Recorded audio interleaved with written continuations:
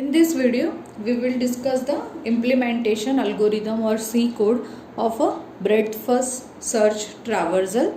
So, for the same graph, this is the adjacency matrix representation for this graph. Okay, as A2, B, C and D are connected, so 1, 1 and 1, and similarly you can prepare the whole adjacency matrix representation of that graph. Okay, so here printf %di, whatever is the starting vertex, that would be printed. Okay, if you start from the A would be printed, and then we have to mark that vertex is visited. So this is the array visited of I is equal to 1. So we have marked that vertex is visited. Okay, and then nq, that will call the insert operation on that vertex. Okay, and now the repeating procedure.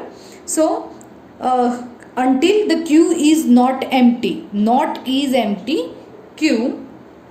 So you need that code of a queue, all the functions. Okay, so this is the isEmpty function of queue. So that gives you whether queue is empty or not. It gives you boolean value.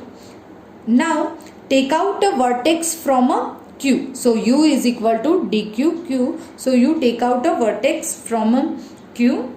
Now for visiting all the adjacent vertex. Okay, for visiting all the adjacent vertex.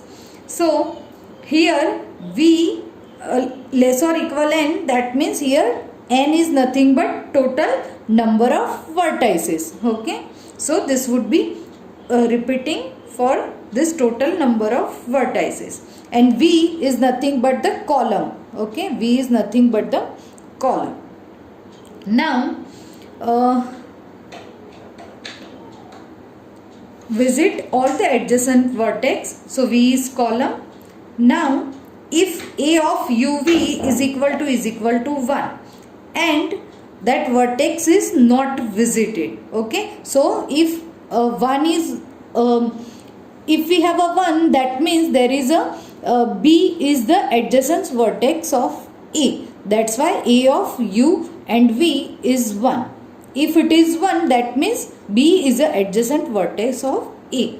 So then, and that vertex is not visited. Okay, so if this condition is true, we'll print that vertex. For example, b will mark that vertex to 1, and then v nq that vertex, and we're repeating this for all the vertices. Okay, so that's all about breadth first search traversal algorithm.